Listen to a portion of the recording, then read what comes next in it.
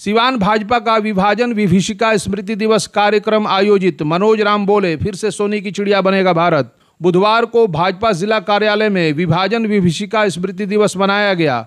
इस अवसर पर एक विशेष श्रद्धांजलि सभा का आयोजन किया गया। इस अवसर पर महाराजगंज के सांसद जनार्दन सिंह सिग्रीवाल, भाजपा जिला अध्यक्ष संजय पांडे, मनोज राम सहित भाजपा जिला कमेटी के अन्य प्रमुख नेताओं ने अपनी उपस्थिति दर्ज कराई। कार्यक्रम का उद्देश्य विभाजन के दौरान हुए दर्दनाक और अमानवीय घटनाओं को याद दिलाना और उन निर्दोष नागरिकों को श्रद्धांजलि अर्पित करना था जो इस त्रासदी में बलिदान हो गए थे। मनोज राम ने इस अवसर पर कहा कि प्रधानमंत्री नरेंद्र मोदी के नेतृत्व में देश एक बार फिर से सोने की चिड़िया कहलाने की दिशा में अग्रसर है। उन्होंने कांग्रेस पर तीखा हमला करते हुए कहा कि कांग्रेस के राजनीतिक स्वार्थों और लालच के कारण ही देश का बंटवारा हुआ, जिससे देश को गहरा नुकसान हुआ। महाराजगंज के सांसद जनार्दन सिंह सिग्रीवाल ने अपने संबोधन में कहा कि विभाजन की इस अमानवीय त्रासदी के कारण मजहबी उन्माद था, जिसके चलते देश का विभाजन हुआ। उन्होंने विभाजन में अपने जीवन की आहुति देने वाले सभी निर्दोष नागरिकों को विनम्र श्रद्धांजलि अर्पित की। कार्यक्रम में उपस्थित सभी नेताओं ने एक साथ मिलकर विभाजन के शहीदों के प्रति सम्मान और संवेदनाएं प्रकट की।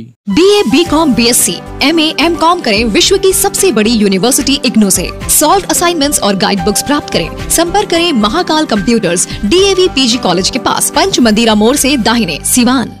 सिर्फ नाम का सेफ्टी ऑफिसर नहीं, काम का सेफ्टी ऑफिसर बने। सिवान की सबसे पुरानी और विश्वसनीय कोचिंग संस्था GIFSC से अगर आप 12वीं पास हैं तो आपको भी सेफ्टी के क्षेत्र में मिल सकती है देश विदेश में अच्छी नौकरी।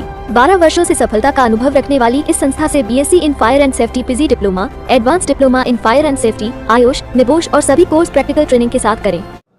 देखिए, जिस तरह से हमारे देश के प्रधानमंत्री काम कर रहे हैं, उस तरह से आने वाले समय में भी भारत सोने का चिड़िया का देश था, लेकिन आने वाले समय में इससे भी मजबूत और सोने की चिड़िया जैसे देश और भी मजबूत बनेगा।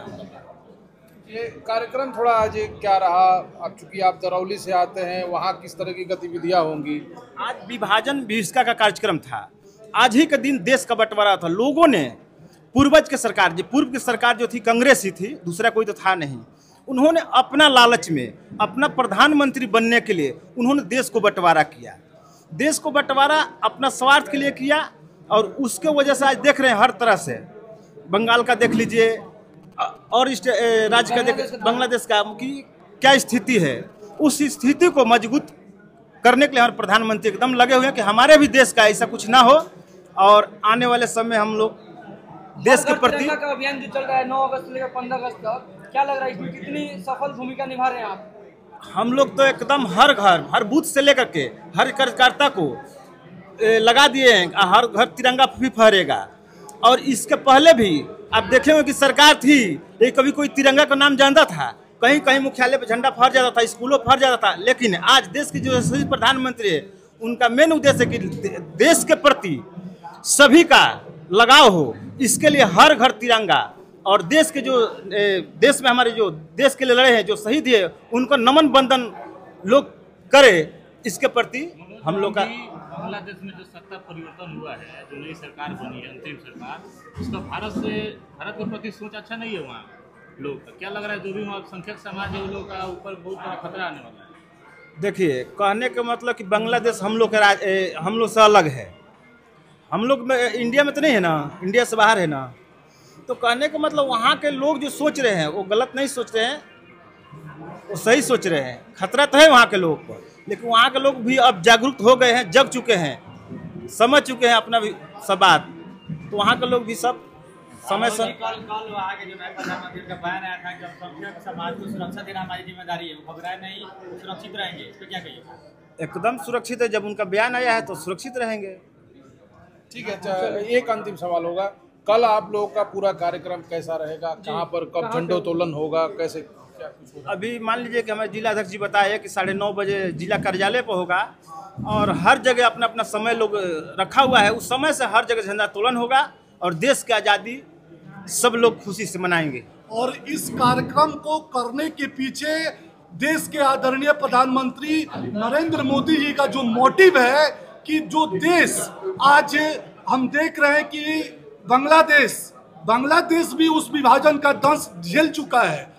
हम सबको एकजुट होके आपसी भाईचारे में रह के कैसे देश को मजबूत करना है, कि आने वाले दिनों में फिर उस तरह का विभीषिका जो पूरा भारत, जो अखंड भारत ने दंश झेला है, वो भविष्य में हम ना झेले।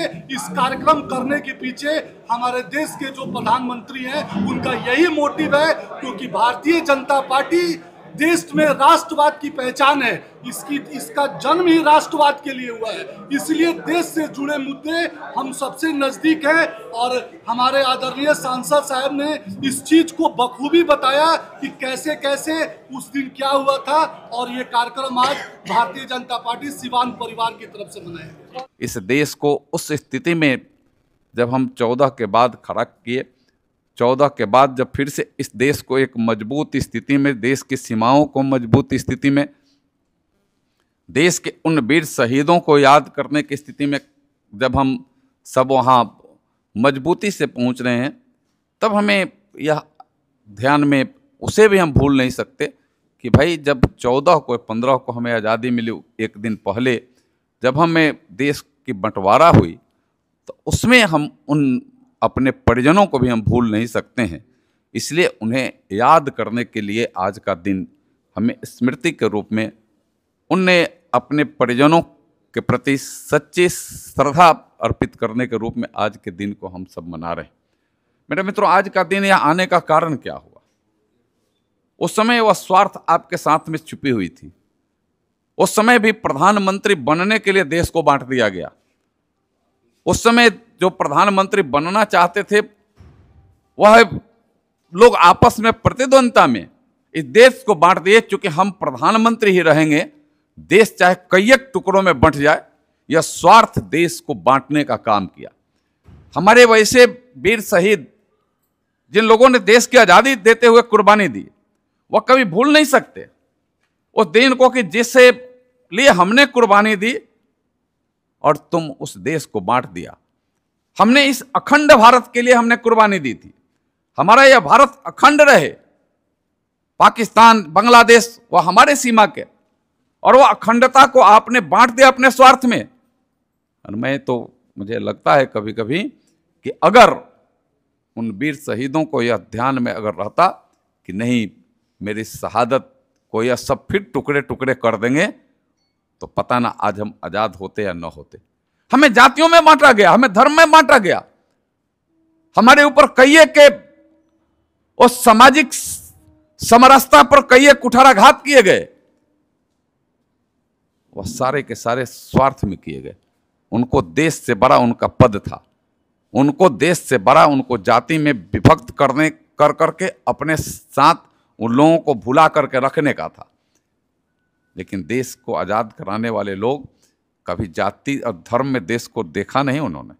उनके मन में तो एक ही सपना था कि हमारी माँ या भारत माँ, चाहे हम रहें या न रहें, हम भारत माँ को गुलाम नहीं रहने देंगे। इस भारत माँ के हाथों में लगे जंजीर को हम तोड़ करके रखेंगे, चाहे हम रहें या न रहें। अरे है ना, हम दिन 4 रहें न रहें, या भारत माँ आज़ाद हमारी रहे। और इसलिए उन लोगों ने कुर्बानी देने का काम किया। वह समय कभी ऐसे लोगों को माफ़ नहीं करेगा। मैं तो सीधे कहता हूं कि कांग्रेस की कल्चर, वह कांग्रेसी कल्चर ने ही उस देश को विभक्त करने का काम किया। और आज भी उससे बाएं नहीं आ रहे।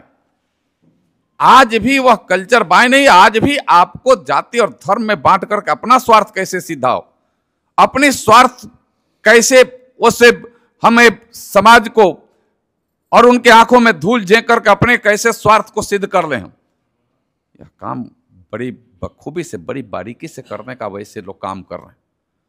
वैसे लोगों पर अगर कोई अंकुश लगा सकता है तो हम सब यह राष्ट्रभक्ति लगा सकते हैं। हमें इसे पार्टी से ऊपर उठ करके हम राष्ट्रभक्ति के प्रति, हमें भारत को अक्षुण्ण और भारत को अखंड रखने के प्रति, हमारी भारत की सीमाएं जो बांटा है उस भारत की सीमाओं को और आगे बढ़ाने के प्रति, उस भारत की सीमाओं को जो हमारी पहले आजादी के समय हमारी वो सीमा थी, जिसे अब बांट करके लोगों ने विभाजित किया, वह विभाजन का दंश हमें वह भोगने के लिए बाध्य किया, उसे हमें आगे फैलाना है, उसे हमें आगे विस्तृत ले जाना है। हमें वहां नहीं, हमें देश में भी दिया। तो कश्मीर की क्या स्थिति थी? कश्मीर भी वह एक विभाजन का ही एक दंश आज तक भोग रहा था। कश्मीर में भी 370 लगा दिया, 35A लगा दिया। वहां भी किसी को संतुष्ट करने के लिए, वहां भी देश के प्रति उनकी श्रद्धा नहीं थी, वह किसी की संतुष्टि उनकी श्रद्धा थी, वहां किसी को खुश करने की उनकी श्रद्धा थी। इसलिए वह कश्मीर की समस्या भी आज तक बनी रही। वह तो धन है हमारे देश के यशस्वी प्रधानमंत्री नरेंद्र मोदी जी, क्यों उसे भी हमें अखंड, जो हमें भारत की बात, हमें कश्मीर को भी जो अपने हाथ से हमें गंवाने की स्थिति में लोगों ने पैदा कर दिया था, खड़ा कर दिया था, उसे उन्होंने उस धारा को हटा करके और समाप्त कर करके आज हमें उस नारे से हमें मुक्ति दिला दिया। आप सबको ध्यान में होगा, या मंच पर बैठे हों या चाहे नीचे बैठे हों, आप सबको ध्यान में होगा कि उससे पाकिस्तान बंटने के बाद भी कश्मीर की जो स्थिति थी क्या थी। हम लोग नारा लगाते थे, दीवालों पर लेखन करते थे कि जहां हुए बलिदान मुखर्जी वह कश्मीर हमारा है। हमें यह नारा लगाने के लिए बाध्य होना पड़ता था। कश्मीर में जाने के लिए हमें पासपोर्ट की आवश्यकता पड़ती थी। कश्मीर में 2 झंडे लगे हुए थे। यह कैसे चलेगा? इसको कौन खत्म करेगा?